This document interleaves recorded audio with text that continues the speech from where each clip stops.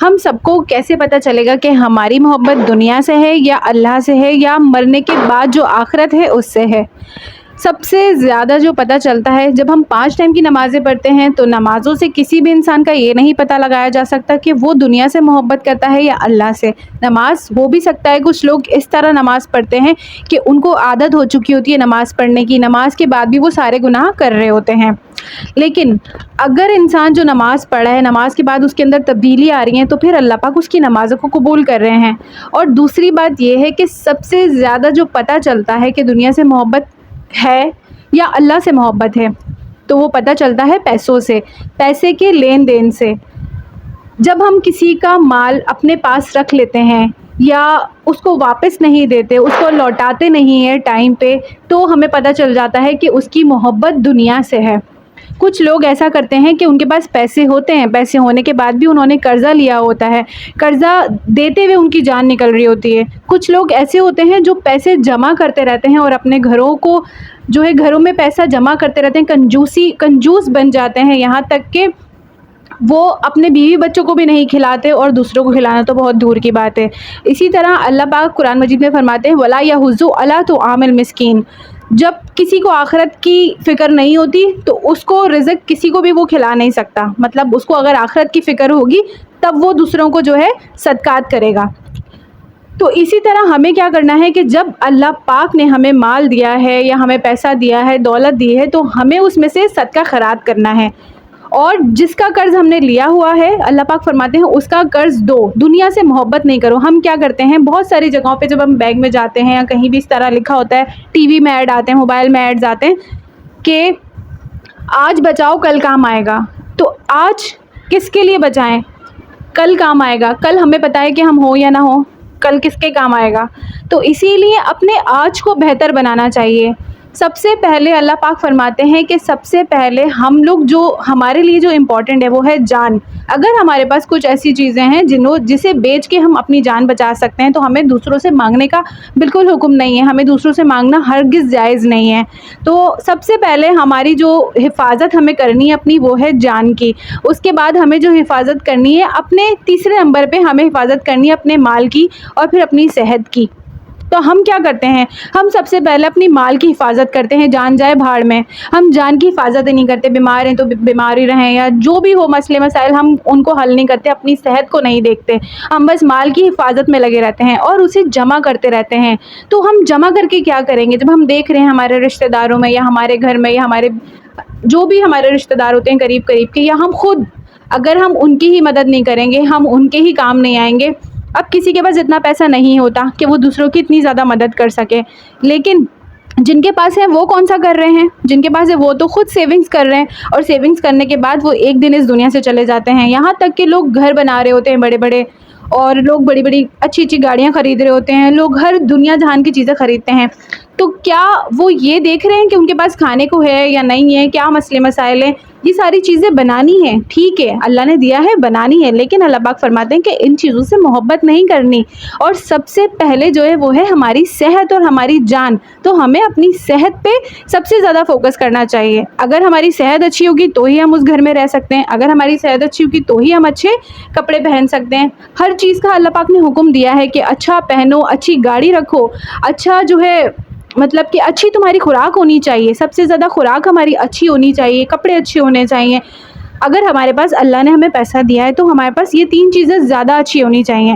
لیکن ہم کیا کرتے ہیں؟ ہم وہ بھی اپنے لیے اپنی جان پہ خرچ نہیں کرتے، ہم جمع کرتے رہتے ہیں، بینکوں کو فل کرتے رہتے ہیں، یا جن کے پاس پیسے ہوتے ہیں بس وہ کسی طرح BC وہ اس طرح کی چیزیں ہوتی ہیں وہ لوگ ڈال لیتے ہیں، اور وہ پھر آج بھی اپنا پریشان کرتے ہیں، اپنے آپ کو خراب کرتے ہیں، اپنے بچوں کو خراب کرتے ہیں، اور وہ آگے آنے والے وقت میں بھی خوش نہیں رہتے، کیونکہ ایسا ہی ہوتا ہے۔ جب بھی کبھی ہمارے پاس پیسے آ جاتے ہیں، آپ لوگوں نے نوٹس کیا ہوگا، تو کیا ہوتا ہے کوئی نہ کوئی دوسرے مسئلے کھڑے ہو جاتے ہیں، یا کوئی نہ کوئی چیز خراب ہو جاتی ہے، یا کوئی نہ کوئی بیماری آ جاتی ہے اللہ نہ کرے۔ تو جب بھی کسی نہ کسی کے پاس بہت زیادہ پیسے آ جاتے ہیں یا انہوں نے کوئی کمیٹی وغیرہ ڈالی ہوتی ہے وہ ان کو ملنے والی ہوتی ہے، تو اس سے پہلے ان کے اتنے زیادہ اخراجات ان کے سامنے آ جاتے ہیں۔ تو کیا فائدہ ہوا؟ ہم نے اپنی پیٹ کاٹ کے، بھوک کو مار مار کے، اپنی خواہشات کو مار مار کے ہم نے ایسے پیسے جمع کیے، اور وہ اچانک سے اتنے سارے ایک دم پیسے خرچ ہو جاتے ہیں اور ہمیں پتہ بھی نہیں چلتا کہ ہم نے بھرے کس طرح سے تھے، جمع کس طرح سے کیے تھے، اور وہ ختم کس طرح سے ہو رہے ہیں۔ اب جن کا سب سے پہلے نبی پاک فرماتے ہیں حدیث میں کہ جب کسی کا قرضہ ہے تو اس کا قرضہ دو۔ نبی پاک ایسے لوگوں کا جنازہ بھی نہیں پڑھاتے تھے جو لوگ قرض دار ہوتے تھے۔ تو قرضہ دینے کا مطلب، جیسے اگر ہم نے کسی سے قرضہ لیا ہے تو اس کا اوپر جا کے ہمیں جو دنیا میں ہم نے نیکیاں کی ہیں، دنیا میں ہم نے جو نیک کام کیے ہیں، نمازیں پڑھی ہیں، صدقات دیے ہیں، جو بھی چیزیں ہم نے تھوڑی بہت نیکیاں کی ہیں، وہ ہمیں ساری صدقے کے صورت میں لوٹانی پڑیں گی۔ جیسے اگر ہم نے کسی سے پیسے لیے ہیں، قرضہ لیا ہے، تو ہمیں وہ قرضہ اپنی نمازوں کے ذریعے دینا پڑے گا، اور دنیا میں ہم اتنی نیکیاں تو کرتے نہیں ہیں، تو اوپر جا کے جو بچی کچھ نیکیاں ہیں ہماری، وہ بھی ہم لوٹا دیں گے، وہ بھی ہم اس انسان کو دے دیں گے، بلکہ اللہ پاک خود ہم سے چھین کے اس انسان کو دے دیں گے۔ تو اسی لیے اگر ہمارے دنیا میں کسی کو پیسے لینے ہیں، دینے ہیں، جو بھی ہمارے مسئلے مسائل ہیں، تو ان کو دنیا میں ہی حل کر لینا چاہیے، آخرت کا انتظار نہیں کرنا چاہیے۔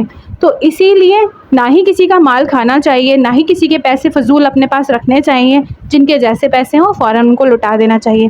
اب رہی بات صدقات کی، اللہ پاک فرماتے ہیں کہ اپنے آپ کی چیزوں کو بھی فل کرو، سب کچھ کرو۔ لوگ کیا کرتے ہیں، لوگ کہتے ہیں ہم پہلے گھر بنا لیں پھر اس کی مدد کر دیں گے، پہلے ہمارے یہ گھر کی چیزیں ہو جائیں پھر اس کی مدد کر دیں گے، مطلب اس طرح سے ہم سوچتے رہتے ہیں اور اپنی ہی چیزوں کو فل کرتے رہتے ہیں۔ ہر طرح سے ہم اپنی ہی گھر کو بھرتے ہیں، اپنے ہی کپڑے لیتے ہیں، ہر دنیا جہان کی چیزیں کرتے ہیں، لیکن ہمیں چاہیے کہ ہم دوسروں کی بھی مدد کریں، دوسروں کے بھی کام آئیں، صدقات دیں، مطلب زیادہ سے زیادہ ہم صدقہ کریں۔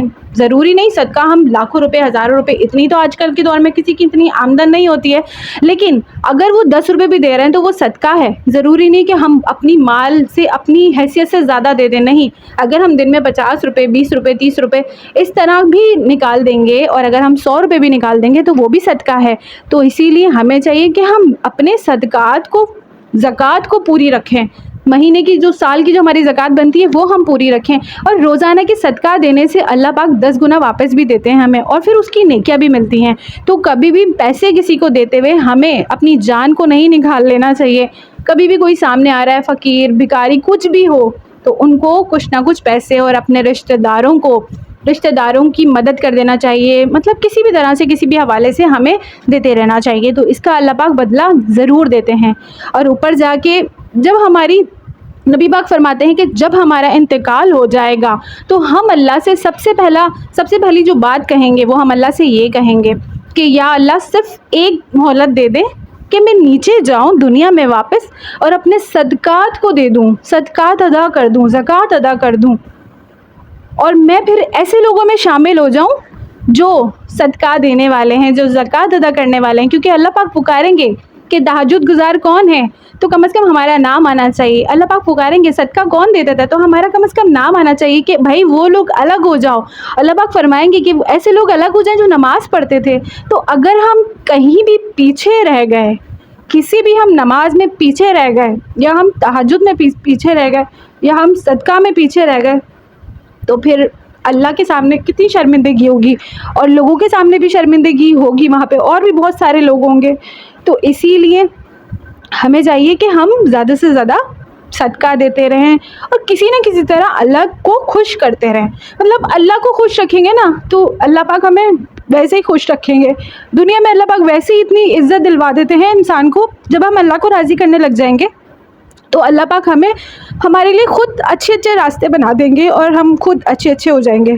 تو اسی لیے ہمیں چاہیے کہ ہم اللہ کو خوش کرنے کی پوری کوشش کریں، اور اللہ کو ہی راضی رکھیں، دنیا کی محبت کو دل سے نکال دیں۔ ساری چیزیں ہمیں لینی چاہیے، دنیا میں بھی اللہ پاک کہتے ہیں کہ جیو، اچھا رہو، اچھا پہنو، اگر پیسہ ہے تو اچھا ہو، مطلب دکھنا چاہیے کہ تمہارے پاس پیسہ ہے، دکھنا چاہیے تمہارے کپڑوں سے، تمہاری چیزوں سے دکھنا چاہیے، لیکن اگر نہیں ہے تو ایسا نہیں ہے غم بھی نہیں کرو، لیکن اگر ہے تو پھر بھی دو۔ اب غریب بھی ہیں، ان کو بھی دینا ہی ہے۔ جو بہت زیادہ مالدار ہیں وہ بھی آج کل کنجوس ہیں، جو بہت زیادہ غریب ہیں وہ بھی آج کل بہت زیادہ کنجوس ہے، لوگوں کو دیتے ہی نہیں ہیں، ان کا حق مارتے ہیں۔ تو مالدار وہ اس لیے ہیں کہ ان کو لوگوں کو دینا ہے، سب سے پہلے یہ ہمارے ہی کام آئے گا، کسی کا کچھ نہیں جائے گا، یہ ہمارے ہی کام آئے گا، اللہ پاک فرماتے ہیں۔ تو اللہ پاک مجھے اور آپ کو، ہم سب کو توفیق دیں کہ ہم سب جو ہیں پوری کوشش کریں اللہ کو راضی کرنے کی اور اللہ کو منانے کی۔ جب اللہ ہم سے راضی ہوں گے، ہم آہستہ اسٹیپ بائی اسٹیپ ہم نا اللہ کے قریب ہوتے چلے جائیں گے، اور ہم جیسی ہماری چیزیں ہیں وہ ہماری مطلب پوری ہوتی چلی جائیں گی اللہ کو راضی کرنے کی۔ اللہ حافظ۔